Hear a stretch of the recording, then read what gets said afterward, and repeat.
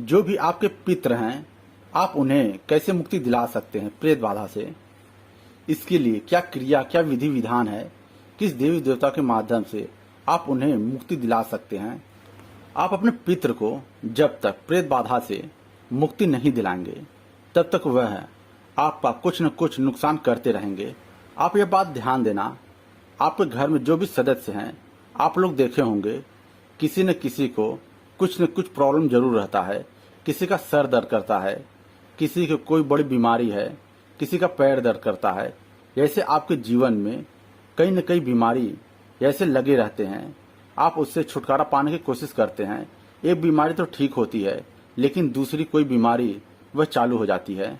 इस तरह से आपके जीवन में निरंतर कोई न कोई बीमारी आती रहती है।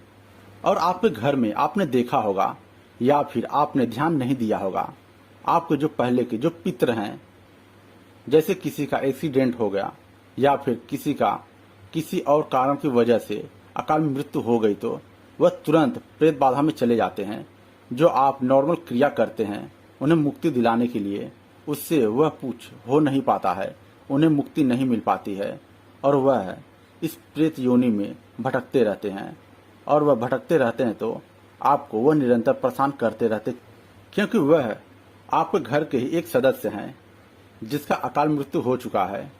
अकाल मृत्यु होने की वजह से वह प्रेत बाधा में जा चुके हैं। यहाँ पर आपका फर्ज बनता है वह आप उन्हें पूर्ण रूप से प्रेत बाधा से मुक्ति दिलाएं। और जब तक आप उन्हें मुक्ति नहीं दिलाएंगे तब तक वह इस प्रेत योनि में ऐसे भटकते रहेंगे और यह कई वर्षों तक भटकते रहेंगे, जो आपको ज्ञात नहीं है, मुझे ज्ञात नहीं है। इसलिए इन्हें प्रेत बाधा से मुक्ति दिलाना बहुत आवश्यक है। और अगर नहीं दिलाते हैं तो आपके जीवन में ऐसे कई परेशानी आते रहेंगे और फिर जब आपकी मृत्यु होगी तो आप भी प्रेत बाधा में जा सकते हैं। और आप अपने पितृ को सिर्फ आप ही मुक्ति दिला सकते हैं, क्योंकि वह शरीर छोड़कर चले गए हैं। वह सिर्फ सूक्ष्म शरीर में है और सूक्ष्म शरीर के माध्यम से ही वह आप पर निरंतर कुछ न कुछ बीमारी का ऐसा करते रहते हैं, जैसे आपके जीवन में कुछ न कुछ उल्टा पुल्टा घटित होते रहता है। यह जो मैं आप सभी को रास्ता बताने जा रहा हूँ, इस रास्ते के माध्यम से आप अपने पितृ को जो प्रेत बाधा में हैं, आप उन्हें मुक्ति दिला सकते हैं।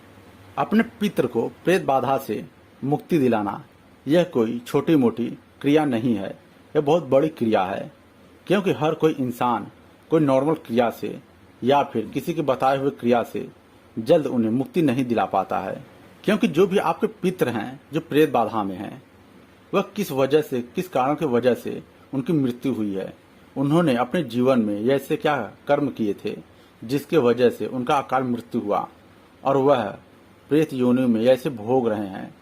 इसके पीछे कुछ न कुछ बड़ी घटना घटित रहती है, इसके वजह से वह प्रेत बनते हैं और निरंतर इस प्रेत योनि में कई वर्षों तक यह भटकते रहते हैं। इस क्रिया से जो उन्होंने जो गलत कर्म किए हैं, जो भी वह उल्टा सीधा किए हैं, किसी को धोखा दिए हैं या फिर किसी की हत्या किए हैं, ऐसे कई जो पाप दोष कर्म किए हैं, ये क्रिया आप करते हैं तो जो भी उनका पाप दोष कर्म रहता है वह धीरे धीरे सब कुछ कट जाता है।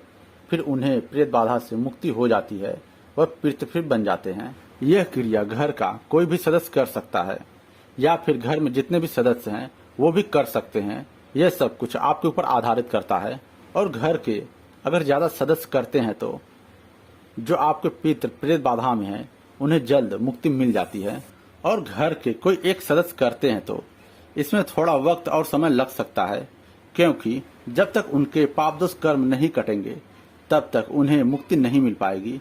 क्योंकि वह जो प्रेत बाधा में हैं, इन्हीं कारणों की वजह से ही वह प्रेत बाधा में गए हैं। जो उन्होंने गलतियां किए हैं, जो पाप दोष कर्म किए हैं, उसके वजह से ही वह प्रेत बाधा में गए हैं।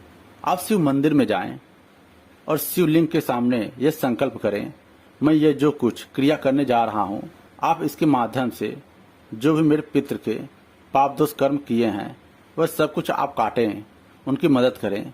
आप ही यह सब कुछ कर सकते हैं और उन्हें प्रेत बाधा से मुक्त करें। फिर आप शिवलिंग पर जल चढ़ाएं, बेल पत्र चढ़ाएं, फूल चढ़ाएं, कपूर जलाएं, अगरबत्ती जलाएं। इस तरह से आप प्रतिदिन शिव भगवान की पूजा करें। इस तरह से आप प्रतिदिन करें। ऐसा आप करते हैं तो 6 या 7 महीना जाते जाते जो आपके पितृ हैं, जो प्रेत बाधा में हैं, वह प्रेत बाधा से मुक्त हो जाएंगे। शंकर भगवान उन्हें प्रेत बाधा से मुक्त कर देते हैं। यह जो आपको मैं क्रिया बता रहा हूँ, यह बहुत छोटी सी नॉर्मल सी क्रिया है, घर का कोई भी सदस्य कर सकता है। यह सब कुछ आप करना चालू करेंगे तो शिव भगवान का तो आप देखेंगे आपके घर में जो भी दिक्कत है, परेशानी है, वह धीरे धीरे कम होना चालू हो जाएगा। क्योंकि वह जो आपके पितृ हैं, जो आपको नुकसान दे रहे हैं, जो परेशानी दे रहे हैं, वह धीरे धीरे शांत होने लगते हैं और वह क्रिया, वह कृपा आप पर करने लगते हैं। क्योंकि आप उनके लिए इतना सब कुछ कर रहे हैं, उन्हें मुक्ति दिलाने की कोशिश कर रहे हैं, भगवान से प्रार्थना कर रहे हैं, जो कि वह नहीं कर सकते हैं क्योंकि वह सूक्ष्म शरीर में है। जो भी व्यक्ति सत शरीर में रहेगा वही सब यह सब क्रिया कर सकता है, जिसके वजह से वह प्रेत बाधा से मुक्ति पा सकते हैं।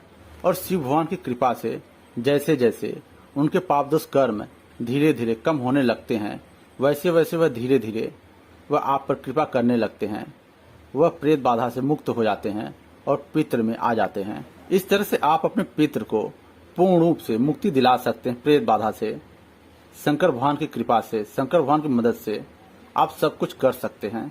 और जब आप शिव मंदिर में जाएं, शंकर भगवान को जल चढ़ाएं पितरों के लिए, तो वह आप क्रिया करने के बाद फिर आप अपने लिए शंकर भगवान को जल चढ़ाएं, बेलपत्र चढ़ाएं, फूल चढ़ाएं, कपूर जलाएं, अगरबत्ती जलाएं। इस तरह से आप अपने लिए कर लें। क्योंकि आप शिव मंदिर में गए हैं और आप अपने पितृ के लिए कर रहे हैं, फिर इसके बाद आप अपने लिए भी कुछ भी शंकर भगवान से मांग सकते हैं, कर सकते हैं, उनकी पूजा कर सकते हैं। ऐसा करने से शंकर भगवान की आप पर कृपा होगी, जिससे आपके जो भी पाप दोष कर्म हैं वह सब कुछ खत्म हो सके और शंकर भगवान की कृपा आप पर हो सके। मृत्यु के पश्चात आप प्रेत बाधा में ना जाएं, आपका मुक्ति हो सके, ऐसा शंकर भगवान से आप प्रार्थना करें। उम्मीद करता हूँ आप सभी को यह जानकारी जरूर पसंद आया होगा। मैं अपनी शक्ति से प्रार्थना करता हूँ आप अपने जीवन में खुश रहें, जो आपकी इच्छा है वह सब कुछ आपको पूर्ण से प्राप्त हो। मैं ऐसे अपने शक्ति से प्रार्थना करता हूँ। मुझसे जुड़ने के लिए चैनल को सब्सक्राइब करें, बेल घंटी को बजाकर ऑल करें, जिससे जो भी वीडियो मैं इस चैनल पर डालूं वह जानकारी आप तक सबसे पहले पहुँचे।